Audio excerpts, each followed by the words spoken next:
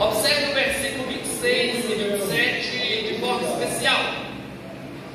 O mistério que esteve oculto desde todos os séculos e todas as gerações, e que agora foi manifesto aos seus santos, aos quais Deus quis fazer conhecer quais são as riquezas da glória deste mistério entre os gentios, que é Cristo em vós, esperança da glória. Oh, aleluia. Amém. Nós estamos direcionados nas últimas quintas-feiras, falando dentro de um tema que é sobre Jesus e a sua morte na cruz, o fato e o motivo de Jesus ter morrido na cruz. Quem está acompanhando os cultos na quinta-feira já está um pouco alinhado com a mensagem do motivo pelo qual Deus veio se fazer homem e morrer em uma cruz. Como já disse Billy Graham, o maior acontecimento da história não foi o homem ter pisado na lua, mas o maior acontecimento da história foi Deus se fazer homem e ter pisado na terra.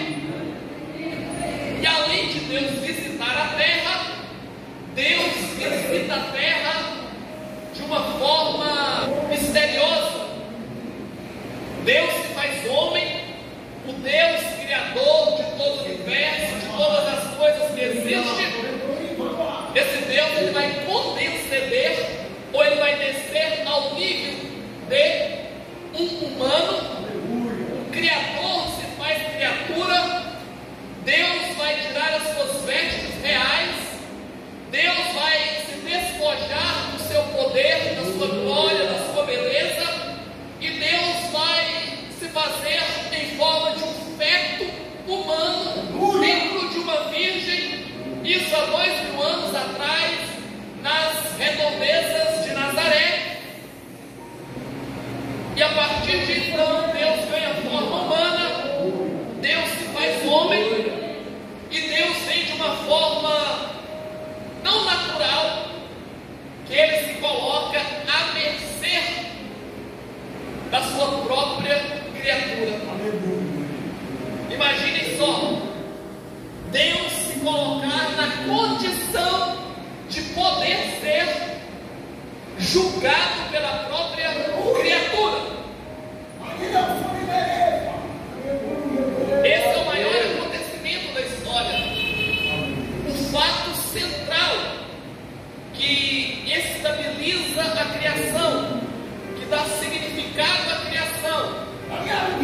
É Deus em uma cruz.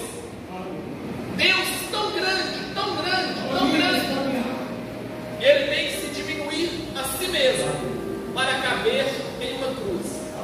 Esse é o maior mistério, é o grande mistério que Deus revela apenas a quem Ele quer. Veja que os homens chamados de grande nessa terra, eles não estão preocupados com o mistério da cruz de Cristo. O homem está mais preocupado com a economia e juntar tesouros e aumentar as suas forças. Mas, todavia,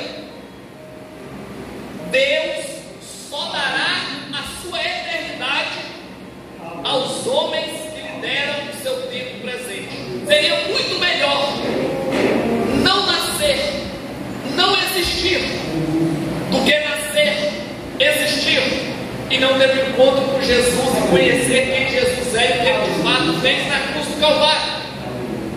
O que daria o homem em recompensa pela sua alma ou para garantir a sua salvação, a sua vida eterna? Nada, absolutamente nada que o homem ofereça a Deus pode valer como barganha ou como para fazer uma troca, para Deus nos dar a salvação e nos permitir a entrada na sua eternidade. A única coisa capaz de validar a nossa entrada no reino dos céus é o sacrifício de Jesus na cruz do Calvário. Por isso, o ponto central da história humana é Cristo Jesus, o mistério da encarnação do Verbo, o que Jesus fez e o que Ele conquistou na cruz. Porque através de Jesus, todos os homens, ricos e pobres, negros e brancos, asiáticos e europeus, americanos, latino-americanos, seja de qual dinastia for, todos os homens podem alcançar a remissão e garantir a sua vida eterna através do sangue de Jesus. É só ter encontro com Jesus. Ele perdoa todo e qualquer tipo de pecado. Pode ter sido pior quanto bem, pode ter sido pai de santo, pode ter sido homossexual, ladrão, assaltante de banco.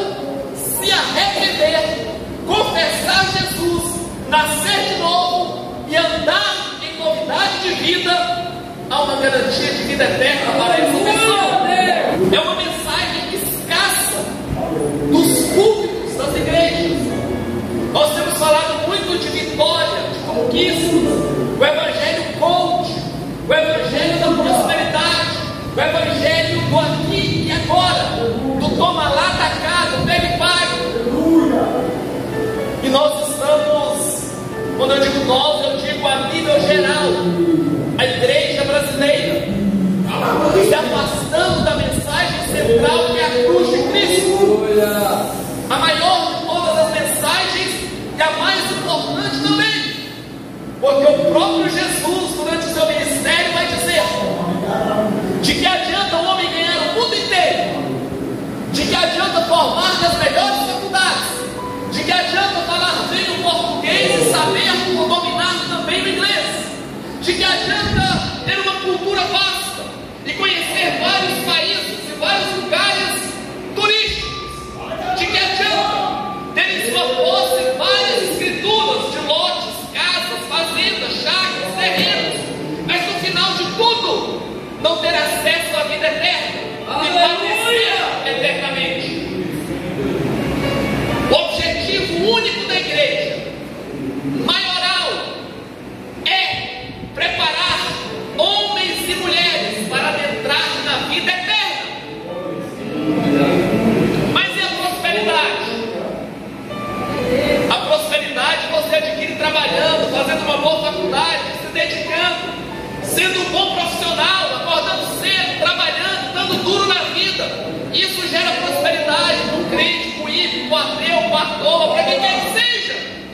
Agora, salvação, vida eterna, ter uma aliança com Deus, só através do sacrifício de Jesus na cruz do Calvário. Nenhum sábio pode vencer a precisão da Bíblia Sagrada. Certa vez, um dos maiores juristas que o Brasil já conheceu, um baiano por nome Rui Barbosa, ele fez uma correção na gramática brasileira e ele encontrou nessa gramática 39 erros. E ele se empolgou, sendo um homem sábio que falava vários idiomas, um homem que conhecia muito bem a língua portuguesa, um intelectual de alto nível. Ele disse: agora eu vou ler toda a Bíblia e vou trazer à lume os erros que a Bíblia tem. Passado alguns meses lendo a Bíblia, aquela voz se cala, e então alguém questiona ele, alguém provoca ele acerca do assunto. Rui Barbosa, você não estava lendo a Bíblia para encontrar os erros da Bíblia? E ele vai dizer: sim, já concluí minha leitura. E o jornalista você encontrou na Bíblia? Ele disse: olha, eu não consegui encontrar nenhum erro na Bíblia, mas a Bíblia conseguiu encontrar muitos erros em mim. Há pouco tempo atrás, isso já nos nossos dias, contemporâneo a nós,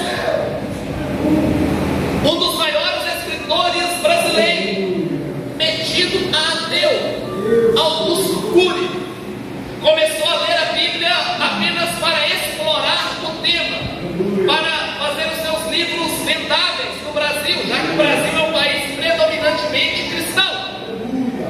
Ele foi estudar a vida de Jesus para escrever um livro relacionado ao tema. E de repente aquele homem que era ateu, ele abandona o ateísmo e ele diz: olha, a Bíblia é perfeita demais para ser invenção humana. Nem se juntasse todos os sábios de todas as épocas e reunissem eles seriam capazes de escrever um livro tão extraordinário, que é capaz de dominar o passado, o presente e o futuro com uma precisão tão grande. Somente Deus Todo-Poderoso, com uma mente infinita, seria capaz de montar algo como a Bíblia Sagrada. Ou seja, nós temos em nossas mãos um livro perfeito que conta uma única história. A Bíblia toda, ela pode ser resumida em 4 tópicos. Qual que é o resumo da Bíblia? Primeiro, criação. Segundo, queda. Terceiro, redenção. E quarto, glória. Aleluia. Criação, queda, redenção e glória. Deus criou, o homem caiu, Jesus redimiu na cruz do Calvário, e brevemente, através de Jesus, Deus fará a sua glória conhecida. Ou seja, a glória está chegando, a glória daqui a um pouquinho de tempo. Toda essa história se resume em uma pessoa, Jesus Cristo. É por isso que nós pregamos: a Ele a glória, a Ele a honra. Jesus é maior do que todos os homens. Jesus é maior do que a morte. Jesus é maior do que todas as filosofias. Jesus é maior do que toda a ciência humana. Jesus é maior do que toda a capacidade humana de criar códigos de lei, de moral, de conduta. Jesus é maior do que todas as constituições de todos os países. Jesus é o Deus Todo-Poderoso que criou, sustenta, abençoa, mantém a criação como uma possibilidade real.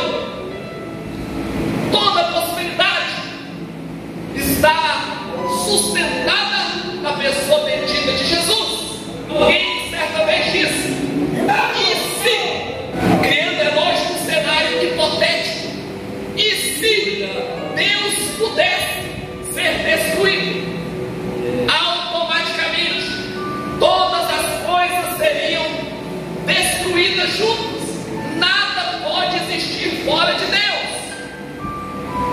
Pegue um sorrisal e coloque ele na água. Dentro de pouco tempo aquele sorrisal não existe mais. A humanidade, a terra, o universo, os países, as constelações, o sol, os astros, nada poderia existir sem Deus. Deus, ele não só criou, mas ele sustenta toda a criação. Deus é Senhor acima de tudo e de todos. E o interessante é que todos os homens um dia terão que prestar contas diante de Deus de como eles viveram a vida. Nós lemos um texto em que Paulo, ele vai dizer: aos quais Deus quis fazer conhecer quais são os mistérios da riqueza dessa glória, que é Cristo em vós, esperança da glória. Em um único versículo, Paulo, ele vai abusar dos superlativos, e ele vai dizer sobre esperança, sobre glória, sobre Jesus, sobre mistério, e sobre nós, que somos gentios. Em um único versículo, isso é uma riqueza profundíssima. E olha o que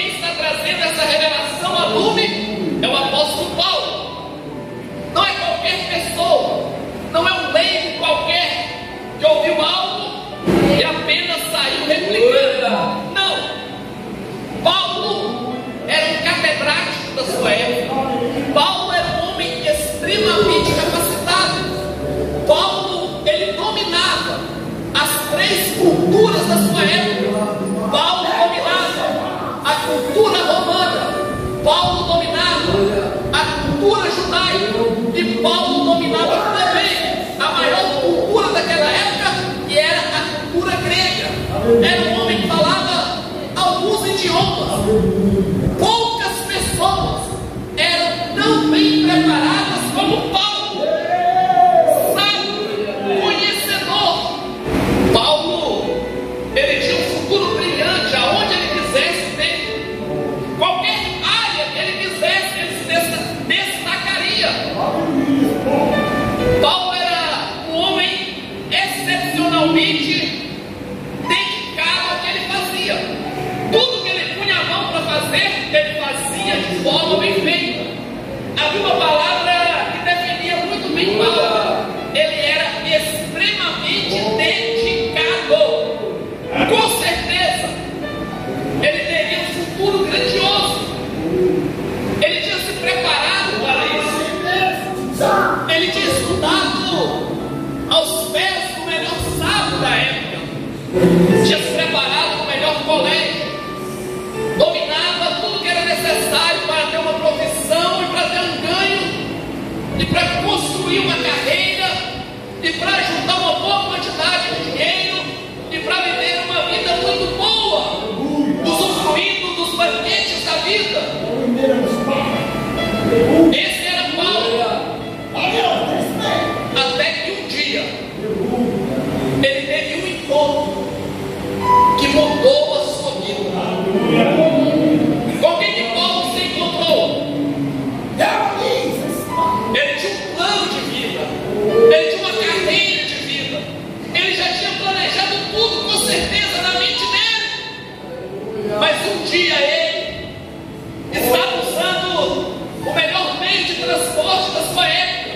Estava ele montado em seu arrastão, em um bom cavalo, achando que ele ia cumprir mais uma missão. Até que ele teve um encontro no caminho.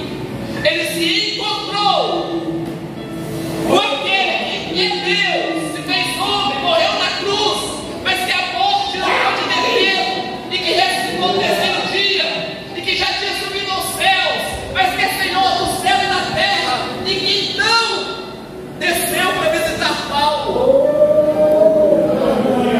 E a partir do momento que Paulo tem esse encontro com Jesus, ele muda completamente a sua maneira de pensar. Ele muda toda a sua estrutura mental. E agora, esse mesmo Paulo vai dizer: tudo que eu sabia, tudo que eu aprendi, todo o conhecimento intelectual que eu juntei, todo o arcabouço de inteligência humana que a minha mente absorveu, eu considero isso como esterco, eu considero isso como perda, porque eu, Paulo, conheci algo muito mais excelente, eu conheci algo melhor, superior, mais elevado. O que você conheceu, Paulo? Eu conheci Jesus, o Messias de Israel. O valor que ele conheceu é tão elevado que automaticamente ele abre mão de todas as demais coisas. Ele não quer mais carreira, ele não quer mais ascensão, ele não está olhando para mais nada que é de baixo. Agora Paulo vai viver em função de Cristo Jesus, porque ele vai entender que Jesus é o Messias enviado por Deus. Ele encontra com o próprio Deus que se fez homem, Jesus, e isso muda tudo. Eu tenho certeza que a sua vida mudou, e ainda vai mudar muito, porque quanto mais você conhecer Jesus, mais dele você vai querer.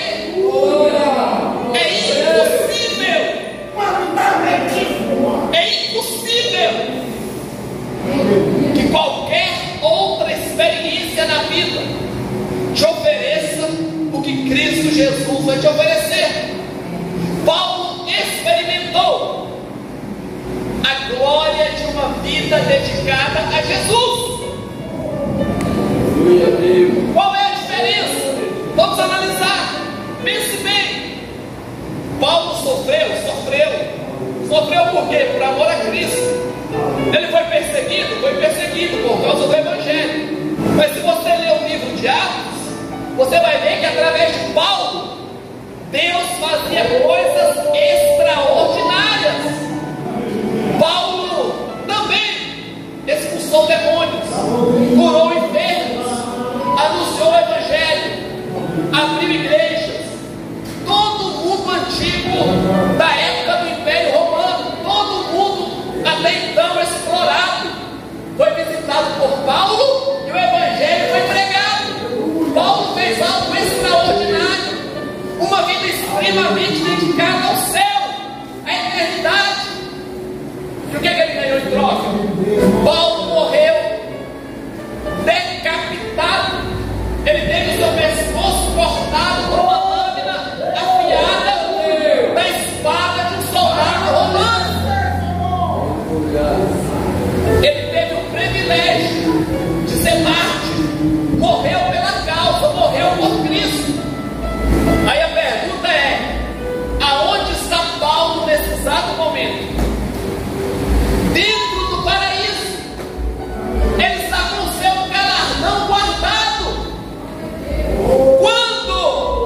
Quando o reino de Deus se manifestar na terra, lá vai estar Paulo.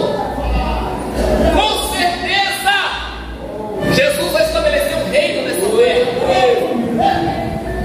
Ele vai assentar na cadeira de governante geral. E dentro deste reino haverá posições, haverá cargos.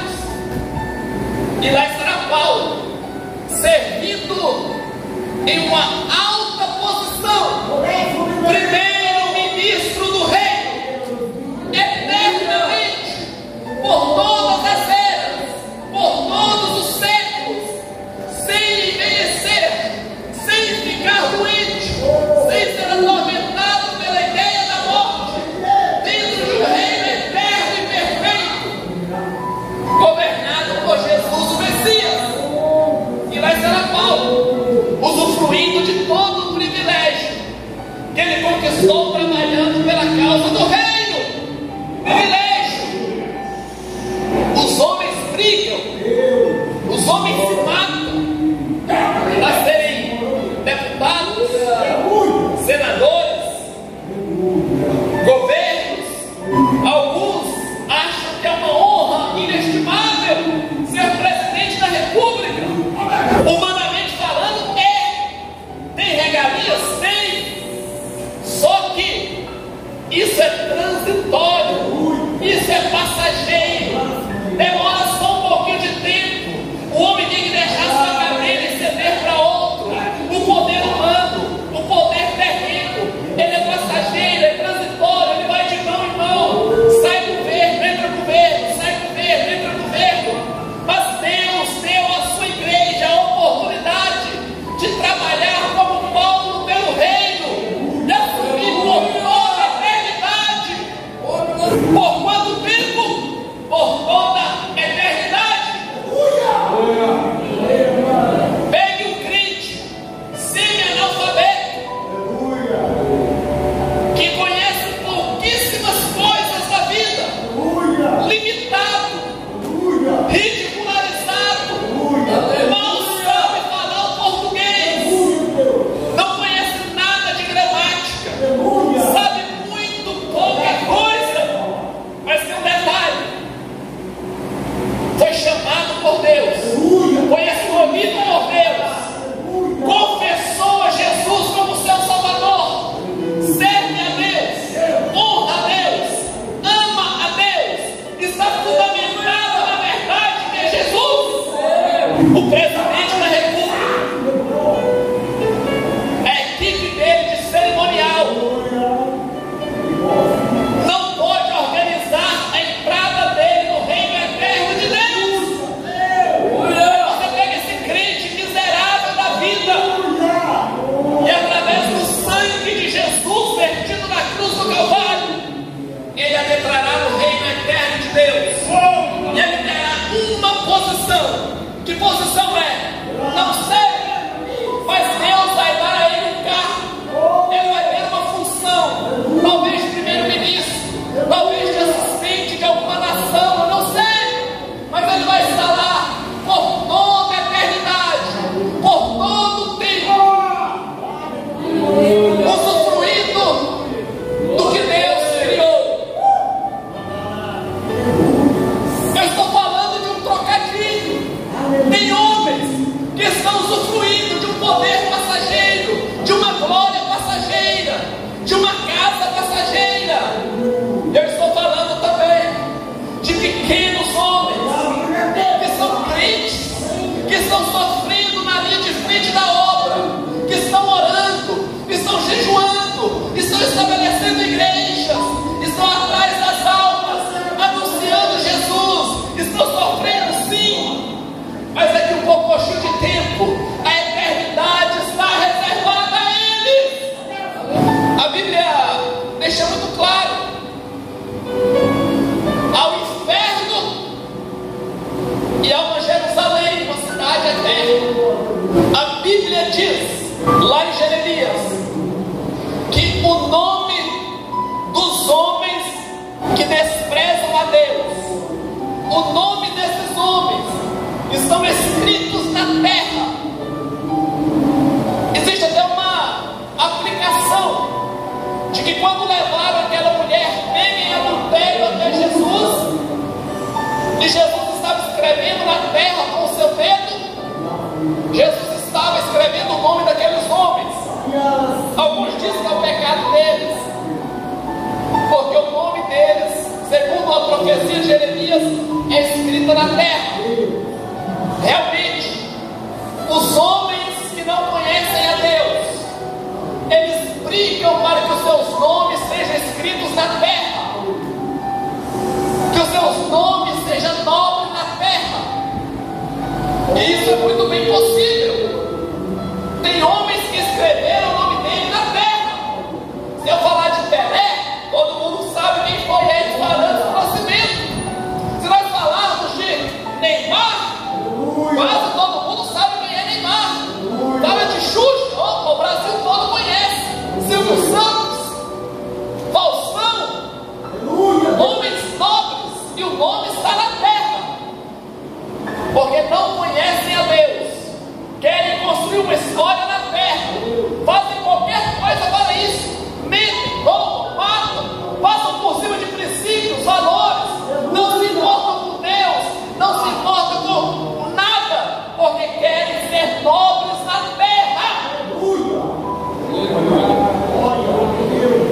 Mas a Bíblia também diz que existem alguns homens que eles não são nobres nessa terra, mas o nome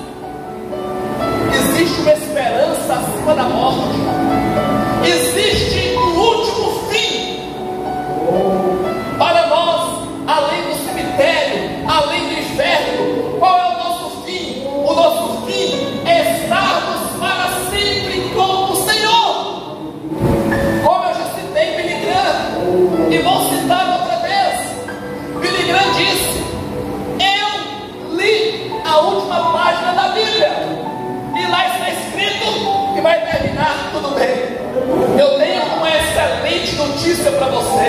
Está passando por luta, está passando por prova, a vida está difícil, fique tranquilo, faz parte da vida as lutas, faz parte da vida as provas, mas vai terminar tudo bem. Ao Deus, vindo ao teu socorro.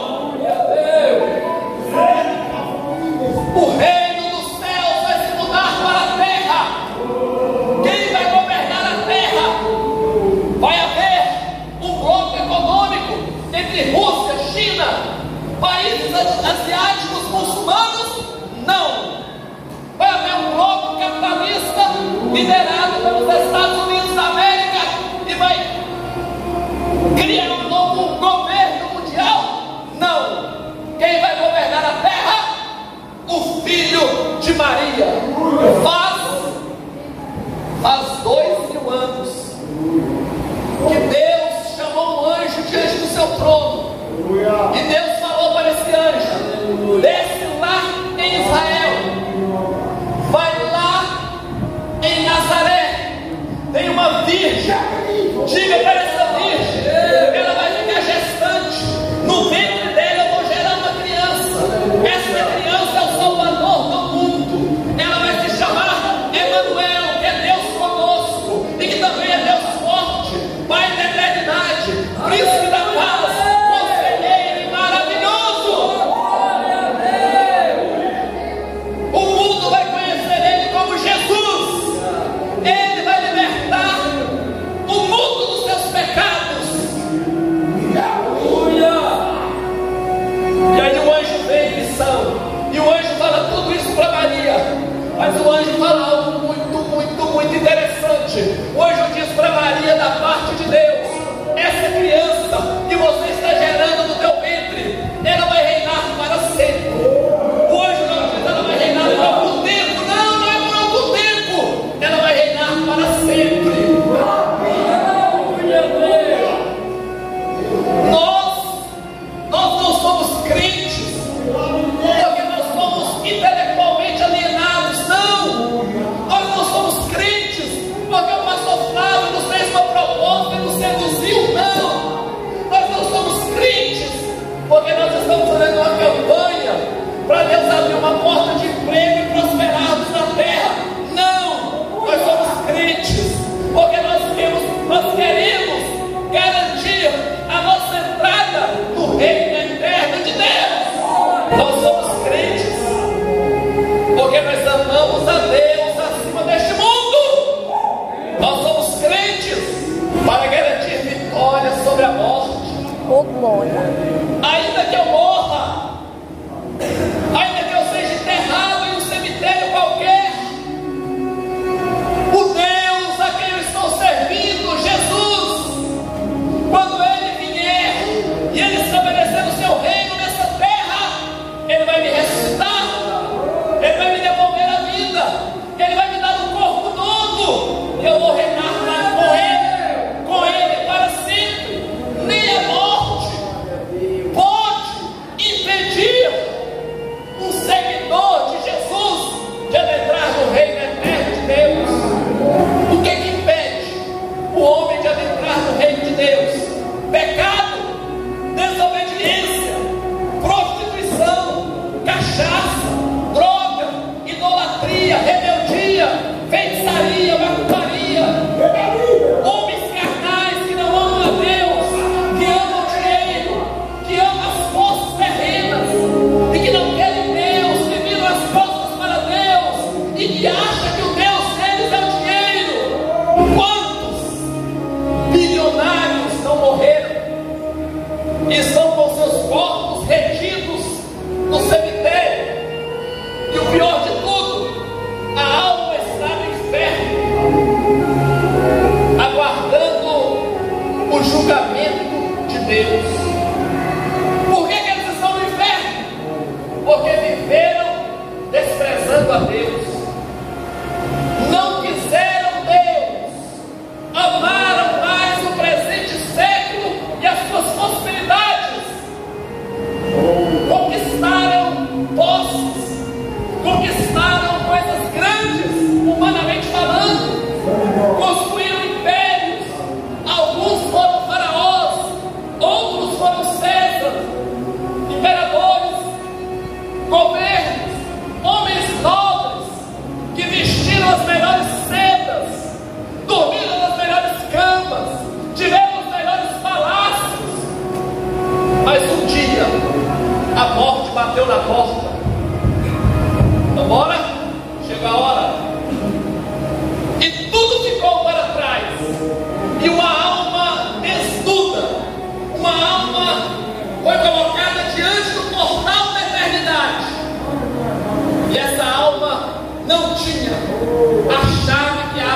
portal da eternidade para a vida eterna.